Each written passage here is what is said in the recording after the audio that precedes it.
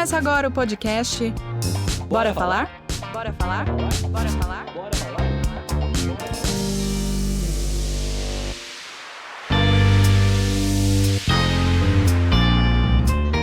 Olá, ouvinte do Bora Falar! Seja bem-vindo a mais um episódio do seu podcast de língua portuguesa favorito. Eu sou Wendy Gomes. Podemos começar? No episódio anterior, conversamos com o professor Leandro Pereira Barbosa sobre fala e escrita. Conhecemos um pouco de sua história, como os motivos que o levaram a estudar a língua portuguesa e também sobre a importância de se falar sobre a língua no dia a dia. Eu sou Saulo Fragoso e conduzirei esse episódio junto com a Samantha Rubio. Estamos aqui de novo porque falar da língua portuguesa é uma delícia e um dos assuntos que eu mais adoro. Eu sou Samantha Rubio e neste episódio nós convidamos mais uma vez o professor Leandro Pereira Barbosa para continuar aquela conversa maravilhosa que tivemos sobre a língua e a fala. Você já o conhece, mas o professor Leandro é professor dos cursos de Letras e de Tradução do FMU Centro Universitário. Professor Leandro, bem-vindo novamente. Olá, Samantha. Olá, Saulo. Prazer Olá, estar de volta aqui com vocês. Muito obrigado pelo convite. Professor, quando a gente pensa no Brasil, o Brasil ele é uma nação e ele é um país de diferentes povos, né? Nós temos muitos povos e o regionalismo, ele torna a língua diferente em cada estado que a gente vai. Porém, a gente tem uma questão muito interessante que está ligada aos meios de comunicação, né? Que eles são um padrão. Então, as pessoas elas tentam falar padronizando um sotaque, tomando uma pronúncia como correta, ou então uma regionalização como aquela sendo correta, né? Bom, eu diria que, primeiro, não tem sotaque certo e nem errado. Já começa por aí. Eu acho que esse daí é uma das bases do preconceito linguístico. Achar que tem um sotaque certo e um sotaque errado. Sotaque não é erro. Sotaque só demonstra o quê? Uma variedade linguística. E é por meio dele que a gente consegue revelar o quê? Da onde a pessoa vem, da onde ela é. É só isso. Nada mais. Não tem essa questão do erro. Sotaque errado não combina, não fecha. Vamos abandonar essa ideia. Esse é o primeiro ponto. Agora, quando a gente pensa na padronização, né, nessa tentativa de padronização da língua pelos meios de comunicação, eu não acho que ela gere um impacto na língua propriamente dita, mas sim nos falantes dessa língua, porque o português, né, ou qualquer outra língua, na verdade, a língua como objeto de estudo, a gente já observa lá no curso de Linguística Geral, de Saussure, a gente já falava que a língua é o quê? Ela é heterogênea, ela é diversa, ela é plural, assim como a nossa sociedade. Então não existe essa divisão entre língua e variedade linguística, porque as pessoas entendem como se fossem coisas à parte, né? Como existe um sotaque correto, né, um sotaque padrão que todos devem seguir, e o restante é o erro. E a gente segue só o que passou ali na TV, no Jornal Nacional, vamos seguir aquilo. E não existe isso, isso é uma grande bobagem. Então, nesse sentido, eu acho que o impacto está no usuário da língua, que não se vê representado nos meios de comunicação. É importante a gente deixar isso claro, né? Porque muitas vezes eu vejo as pessoas se forçando a falar em outro sotaque. Por exemplo, nós temos um exemplo muito legal na nossa equipe, que é o sotaque do Saulo. Eu acho maravilhoso e demonstra essa diferença que nós temos como pessoas, né? Como representantes de povos diferentes, de regiões diferentes. Isso não pode ser desligado da nossa cultura, né? Não, pelo contrário. Na verdade, o que nós temos que pensar é o seguinte, que a forma como nós nos comunicamos, as nossas escolhas linguísticas, o nosso sotaque, por exemplo, eles nos delatam a todo momento. Diz muito sobre a gente, entendeu? Faz parte da nossa personalidade, nos constitui enquanto indivíduos. Então acho que ninguém deve esconder o seu sotaque, de forma alguma, pelo contrário. Eu acho que isso que nos faz interessantes. Quando a gente pensa em língua padrão, né, ou gramática normativa, que é muito usada pelos meios de comunicação, né, tentando padronizar, priorizando uma forma de dizer, né, e tirando todas as outras variedades de cena, isso eu enxergo como um projeto político-cultural que serve para diferenciar as classes sociais e que é a base do preconceito linguístico, porque que é essa língua, esse sotaque correto, qual é esse? É o da elite, não é? É o das classes abastadas. Então talvez essa ideia, essa escolha do sotaque padrão, ela ultrapasse as questões linguísticas, entendeu? E seja mais um projeto social para que a gente consiga diferenciar né, segregar mais a população. Com certeza, né? E isso, inclusive, Saulo, dá um papinho aqui com a gente. Primeiro eu quero agradecer por falar que meu sotaque é muito bonito. Eu acho também muito bonito, eu acho muito interessante. Eu não tenho muito o que falar, só assim, a parte que me toca aqui em São Paulo, por exemplo, é um pouco do preconceito das pessoas. Elas chegam, a primeira pergunta que elas fazem é: você é da Bahia? Para o pessoal de tipo sul e sudeste, você ter o sotaque nordestino, você falar você é da Bahia. Só existe a Bahia no Nordeste. Então, o que prova uma ignorância da pessoa que você está interagindo, né? Só isso. Ela mal sabe a vergonha que ela está passando em fazer esse tipo de afirmação. Pois é. Limitação linguística e geográfica. Você percebe que é uma pessoa que não tem aquele conhecimento, sabe?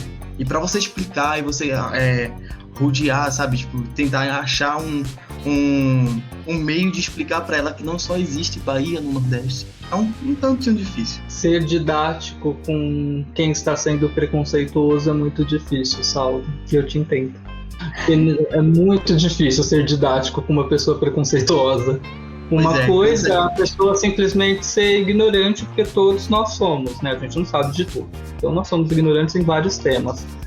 Mas a questão é que está embutido aí nesse tal desconforto linguístico outras questões, né? Tem muito mais, se a gente for mexer nessa noção do preconceito linguístico, que ultrapassa de fato as questões linguísticas. Tem uma visão muito mais segregacionista, né? Do que defender a língua portuguesa. Com certeza. E nesse ponto também a gente pode chegar naquela questão dos vários nomes para a mesma coisa, né? Por exemplo, a mandioca e a macaxeira, ou então Sim. A bolacha e o biscoito.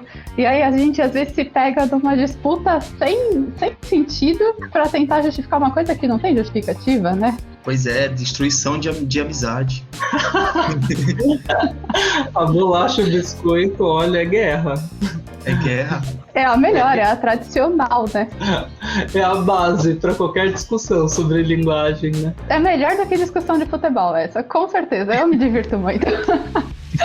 E isso, ele repercute bastante na internet, né, Saulo? Como é que a gente leva isso para o nosso cotidiano? Pois é, então, nesse sentido, professor, principalmente com a difusão ainda mais acentuada do internet, qual a importância e se compreender a construção da nossa língua e a relação entre fala e escrita para que a comunicação não seja impactada?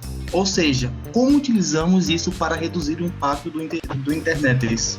Bom, eu acho que o primeiro ponto que a gente deve esclarecer é quando a gente fala internetês, parece que é uma outra língua, né? É o internetês, que é outra coisa.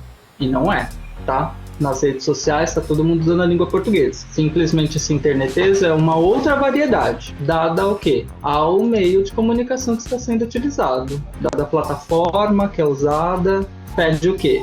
Uma outra postura perante a língua, dada a velocidade, né? Comunicação mais rápida. Talvez a gente escreva ali algo que seja muito mais próximo da nossa produção discursiva oral e que não tem nada de errado nisso. Com o advento da internet, muita gente esbravejou, né? Falando que a língua portuguesa ia morrer, que ela ia acabar. Mas isso é uma grande bobagem. Não acabou nada, né? A língua tá aí lindona e o internetês também. Tá todo mundo convivendo numa boa. Eu acho que essa questão... O internetês, então, a gente poderia dizer o quê? Que ele é útil, ele é necessário e ele tem o seu lugar na nossa sociedade. O que a gente precisa, na verdade, reconhecer é em qual momento que eu posso fazer uso dessa variedade. Entendeu? Qual a situação comunicativa que me permite ou pede, ou até mesmo exige que eu use o internetês. E não tirar o internetês do seu lugar, começar a migrar e utilizá-lo em outras situações comunicativas. Então, acho que o falante fluente da língua, ele tem que saber brincar com essa situação, entendeu? Se adaptar às situações comunicativas.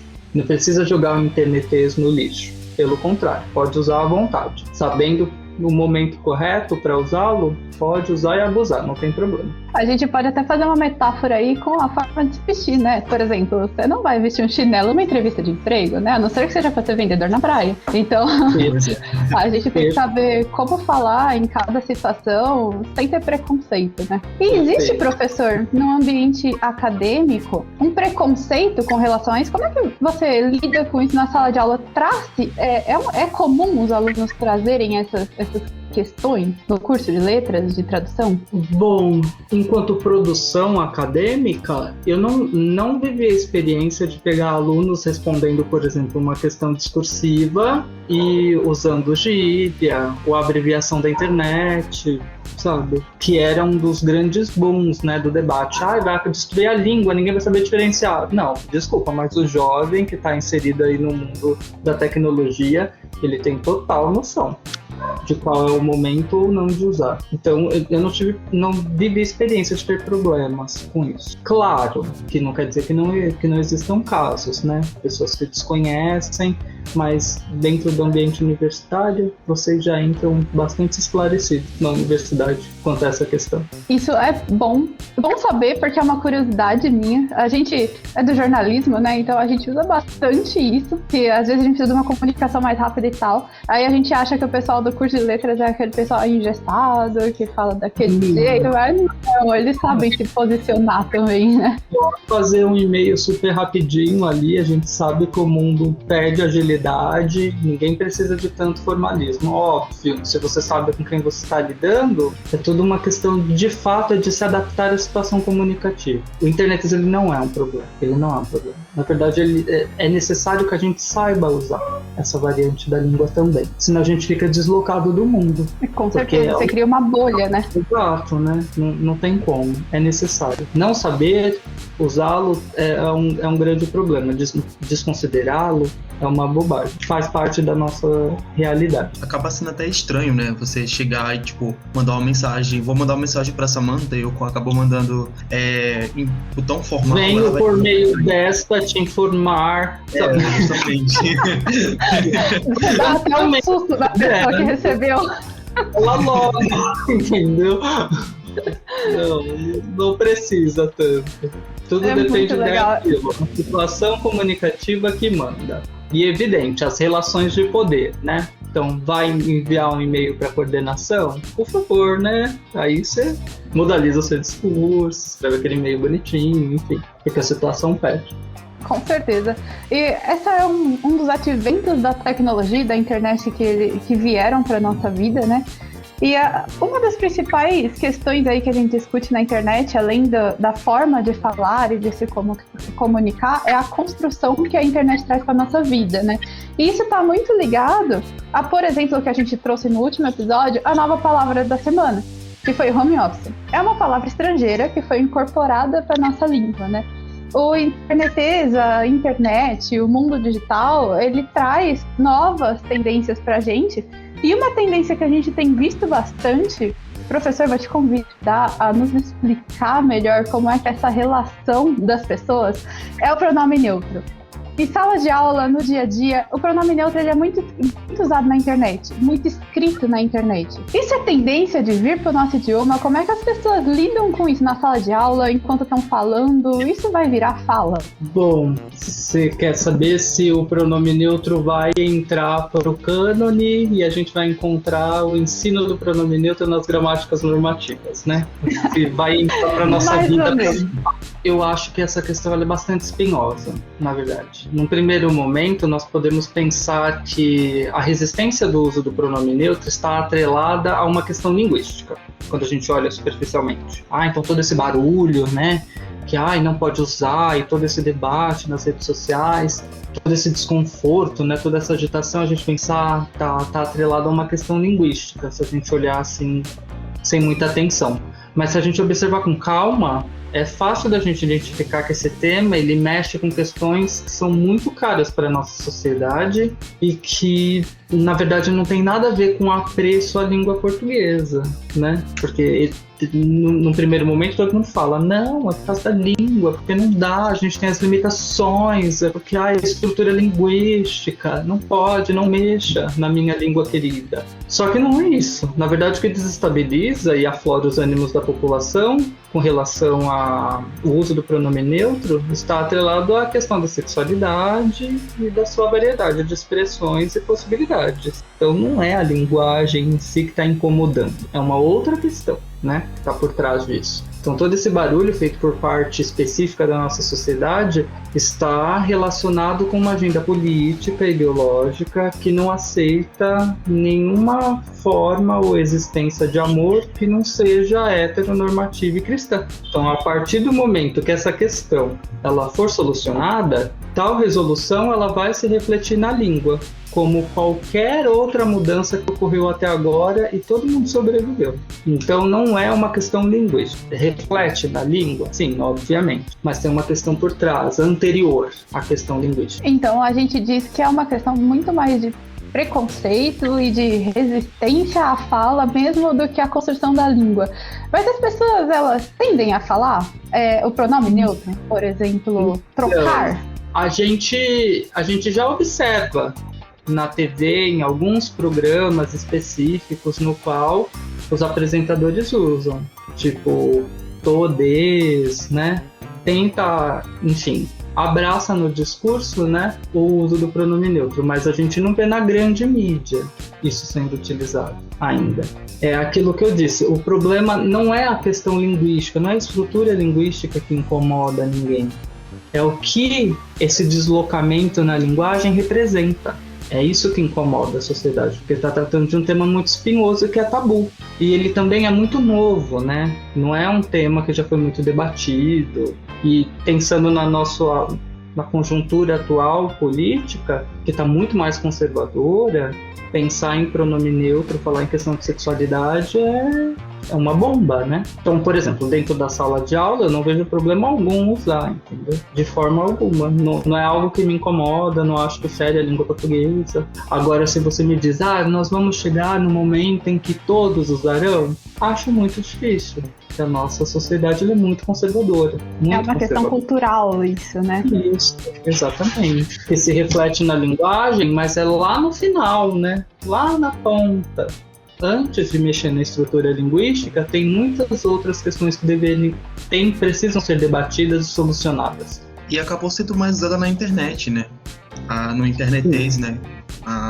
É porque quando a gente pensa, onde que essas pessoas se encontram? Onde o debate está acontecendo? É nas redes sociais, né? É onde tem o foco, né? Isso, é ali que está o nicho, é ali onde as pessoas que pensam da mesma forma estão dentro daquelas comunidades, daquelas bolhas isoladas. Então o pronome neutro pode? Funciona para uma comunidade comunicativa específica. Agora, se você pensar em grande escala, o Brasil todo usando pronome neutro, vai levar muito. Se acontecer, vai levar bastante, porque a população precisa ser educada para isso, né? E quem educa o brasileiro é o quê? É os meios de comunicação. Então, se quem está dominando os meios de comunicação for o hétero branco cristão, então não vai ter o pronome neutro na TV nem tão cedo. Isso vai ser massificado e preconceitualizado como são várias outras coisas, né? A gente não pode desconsiderar o peso da internet. Com certeza. As plataformas digitais, elas democratizaram, de certa forma, os meios de comunicação. E de um modo geral... grava vídeo, faz canal no YouTube, o próprio podcast. Então, a própria comunidade tem se movimentado, né? Porque eles têm feito tanto barulho que hoje a gente está discutindo isso dentro da sala de aula, se encontrando aqui agora. Então, é um tema muito recente, tem muito a ser feito ainda. Com certeza. E essa questão da internet, até puxando um gancho aí com a sua posição do barulho da internet, ela é uma forma, né, de trazer as pessoas, deixarem elas mais à vontade, não é, Saulo? De se comunicar com as outras pessoas, de ter essa interação. Então as pessoas falam mais na internet do que, por exemplo, pessoalmente. Justamente. Hoje em dia a internet tá para tudo, né? O quebra-galho para tudo. Não é à toa que hoje nós estamos tendo aula online, né? Com certeza. A internet hoje em dia ela tá para tudo. Ela tá vamos dizer assim, é um termo antigo, né? Mas um bombril, 1001 utilidades. Foi a melhor alusão. Ela está aí para o bem e para o mal, né? O desafio maior agora é saber navegar nessa terra que não tem dono, né? Pode ser que ela seja mais para o mal do que para o bem. A gente fica sabendo menos, pelo menos, né? Do que tem de bom, a gente não vê sendo reportado. Não é notícia, né? Tem essa questão também. É como se fosse uma tendência por se compartilhar coisas ruins ou de impacto, né?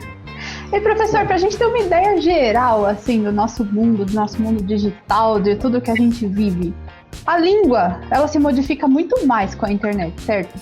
E num panorama, assim, pra você, na sua vida de acadêmico, como estudante da língua, o que você sente com isso? Cada vez que a gente desenvolve uma modificação da nossa língua, pra você, como estudante, como é sentido isso? É muito mais rápido de um tempo para agora? Foi mais lento? Bom, se a gente pensar que a internet ela aproximou as pessoas, ela rompeu as barreiras, então quanto mais a gente se comunica, quanto mais a gente coloca a língua em circulação, mais ela corre o risco do quê? De mudar, né? De alterar, de ter coisas novas acontecendo sempre. Então eu acho que esse movimento ele é inevitável e a tendência é só aumentar. É dessa forma que eu enxergo. Agora, se tem me afetado de alguma, negativamente ou algo assim, não. Aqui a gente debateu a língua enquanto a materialidade linguística, né? O que a gente consegue ler ou ouvir. Mas há outras linguagens na internet que comunicam tanto quanto, né? O texto falado e escrito. A produção de memes, de GIFs, já diz o ditado, uma imagem diz mais que 1000 palavras, né? Quem agora não se comunica por GIFs e memes? Então acho que é um mundo novo, assim, tem muito a ser pesquisado. Até pensando mesmo na questão da produção do texto, né? Como a gente se informa, como a gente consome a notícia, a própria transição, a migração dos textos jornalísticos que eram todos impressos, agora a gente tem a versão digital, o que nos dá maior liberdade para criar hipertextos, né? Textos multimodais. Então tem uma reportagem, no meio da reportagem tem um vídeo para você olhar, depois tem um hiperlink que te leva a outro texto, então tudo ficou muito mais dinâmico, você acaba co-criando o texto que você está lendo na internet. Você tem muita liberdade, né, para ir e voltar, e era uma coisa que a gente não tem quando está lendo um texto impresso, né? Então acho que se alguma coisa me afetou, é a questão da atenção, né, conseguir focar. Hoje é difícil. Muita coisa. Acho que o meu desafio não necessariamente a questão linguística, mas o foco, né? Que agora a gente é bombardeado. Muito obrigada mesmo pela conversa, professor. Vou agradecer aqui pela equipe inteira no nosso último episódio de conversa com o professor Leandro. Professor, se quiser se despedir, deixar uma consideração para o pessoal sobre a língua ou sobre o que você acha de mais importante para a gente? Bom, Samantha e Saulo, primeiro eu agradeço o convite mais uma vez, foi o máximo bater um papo aqui com vocês. Eu diria, o meu conselho assim, para os nossos ouvintes, se a internet ela pode ser usada para o bem ou para o mal, fica ao nosso critério saber o que fazer com ela. Tem muita coisa boa na internet, vocês podem aprender muito sobre a língua e sobre outros temas, usando os recursos digitais. Então, foquem no lado positivo da força, que a internet pode fazer muito bem para todos nós. Basta a gente querer. Agradeço de novo ao professor Leandro, que trouxe pra gente muitas visões, não só sobre a língua, mas sobre o nosso dia a dia, né? E convido vocês para ficar com a gente para ouvir mais um quadro e sempre aqui conosco falando sobre a língua portuguesa. Bora falar?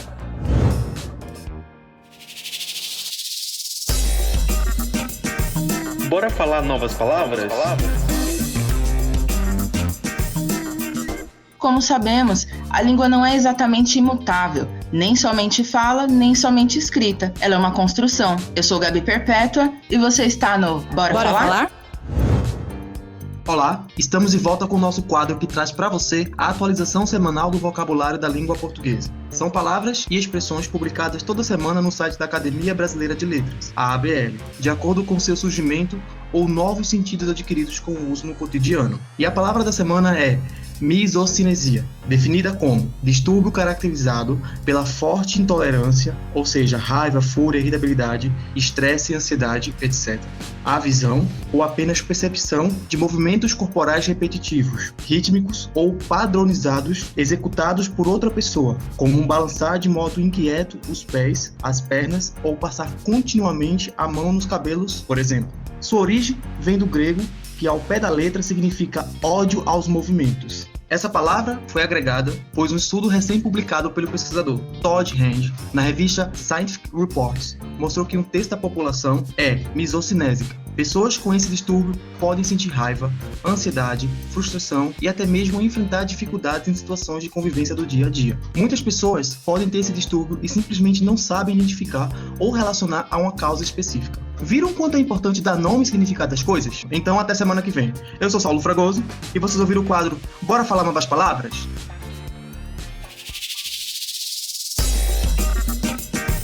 Bora falar novas palavras?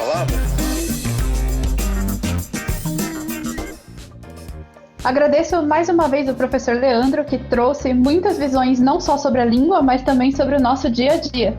Este foi mais um bate-papo no Bora Falar? Você ouviu o podcast Bora Falar? No próximo episódio voltaremos com um bate-papo sobre as regras de correção das redações do ENAD e contaremos com mais uma participação especial. Essa é uma produção com apoio da FIANFAAN Centro Universitário. Ficha técnica, roteiro, Gabriela Perpétua, Samantha Rubio e Wendy Gomes. Apresentação, Samantha Rubio e Saulo Fragoso. Direção, professora Maria Lúcia da Silva. Produção, Gabriela Perpétua, Samantha Rubio, Saulo Fragoso, Wendy Gomes e professora Maria Lúcia da Silva. Edição, Ana Karine Dias. Convidado, professor Leandro Pereira Barbosa.